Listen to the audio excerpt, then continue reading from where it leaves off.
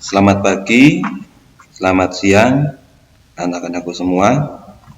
Semoga pada kesempatan kali ini kalian masih diberikan kesehatan, keselamatan oleh Allah Subhanahu wa taala.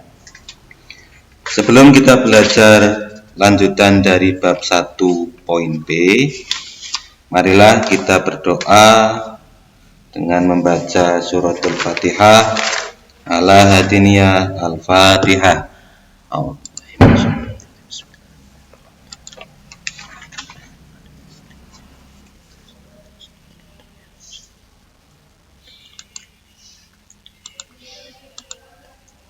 Terima kasih. Materi lanjutan dari bab 2 poin B, yaitu kita masih belajar dinamika perwujudan Pancasila sebagai dasar negara dan pandangan hidup bangsa. Yang pertama adalah dinamika nilai-nilai Pancasila sesuai dengan perkembangan zaman. Diterimanya Pancasila sebagai dasar negara dan pandangan hidup bangsa membawa konsekuensi logis bahwa nilai-nilai Pancasila dijadikan landasan pokok, landasan fundamental bagi penyelenggaraan negara Indonesia. Bahwa yang dimaksud landasan pokok, landasan fundamental, yaitu apa yang dilakukan oleh penyelenggara negara harus berdasarkan Pancasila. Nilai-nilai tersebut dapat diterapkan dari masa ke masa karena Pancasila merupakan ideologi terbuka. Apa itu ideologi? Menurut Ensiklopedia Populer Politik Pembangunan Pancasila menyatakan bahwa ideologi merupakan cabang filsafat yang mendasari ilmu-ilmu seperti sosiologi, etika, dan politik. Yang kedua, menurut KBBI. KBBI itu adalah Kamus Besar Bahasa Indonesia.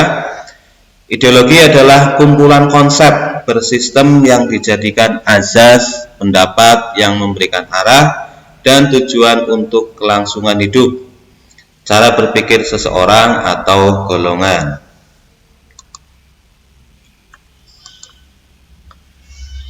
Pancasila sebagai ideologi negara.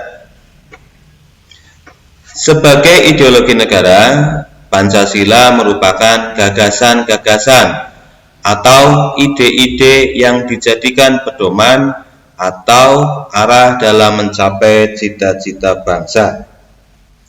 Jadi Pancasila sebagai ideologi negara itu adalah kumpulan ide-ide, gagasan-gagasan yang dijadikan pedoman dalam mencapai cita-cita bangsa. Ciri khas ideologi terbuka adalah nilai-nilai dan cita-citanya tidak dipaksakan dari luar, melainkan digali dan diambil dari kekayaan rohani, moral, dan budaya masyarakat itu sendiri. Dasarnya dari konsensus masyarakat, tidak diciptakan oleh negara, melainkan ditemukan dalam masyarakat sendiri.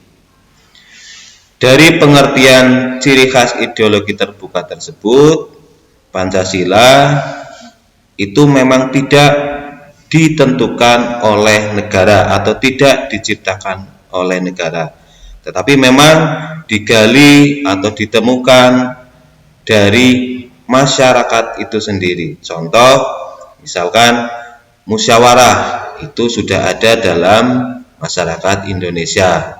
Kemudian sila yang pertama, ketuhanan yang Maha Esa.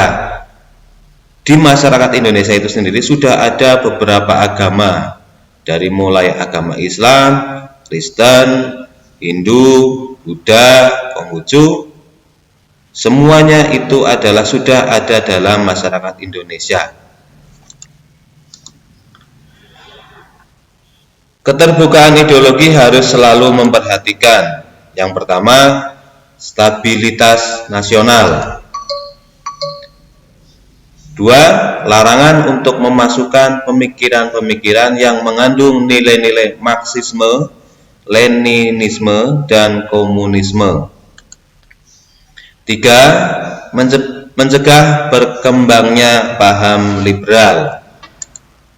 Empat, larangan tersebut atau larangan terhadap pandangan ekstrim yang menggelisahkan kehidupan masyarakat. Lima, penciptaan norma yang harus melalui kesepakatan. Jadi tadi beberapa hal yang harus dipahami dalam ideologi terbuka. Kedudukan Pancasila sebagai ideologi terbuka. Pancasila berakar dari pandangan hidup bangsa dan falsafah bangsa sehingga memenuhi prasyarat menjadi ideologi yang terbuka. Keterbukaan Pancasila mengandung pengertian bahwa Pancasila senantiasa mampu berinteraksi secara dinamis. Nilai-nilai Pancasila tidak berubah, namun pelaksanaannya disesuaikan dengan kebutuhan dan tantangan nyata yang kita hadapi dalam setiap waktu. Jadi Pancasila itu karena berakar dari pandangan hidup bangsa dan falsafah bangsa, maka sebagai ideologi yang terbuka, Pancasila itu selalu dinamis atau tidak ajeg. Maka Pancasila nilai-nilainya atau kalau nilai-nilai harus tetap tidak boleh berubah, tapi pelaksanaannya disesuaikan dengan waktu atau disesuaikan dengan waktu atau zaman. Keterbukaan ideologi Pancasila mengandung nilai. Satu, nilai dasar, yaitu hakikat kelima sila Pancasila.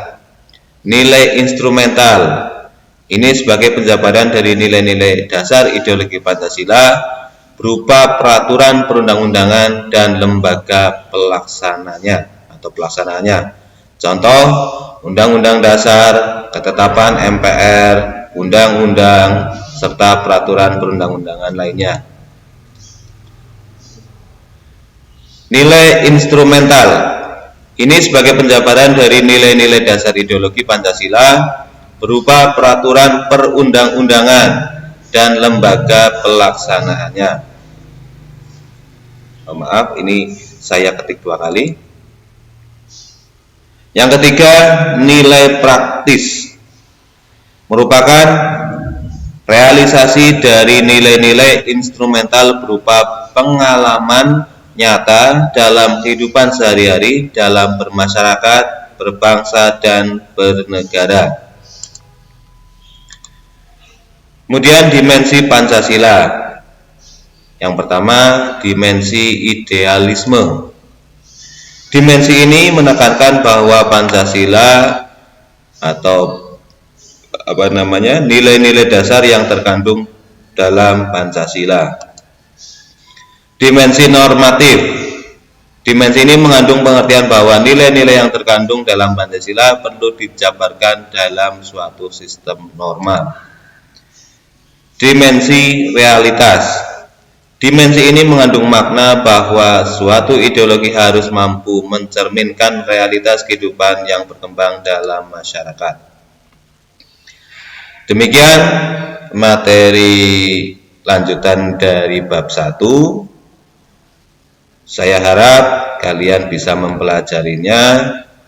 Kemudian jangan lupa belajar, berdoa supaya pandemi ini cepat berakhir, kalian bisa sekolah lagi, berangkat, bertemu dengan teman-teman seperti sedia kala. Itu saja yang bisa saya sampaikan. Mohon maaf. Assalamualaikum warahmatullahi wabarakatuh.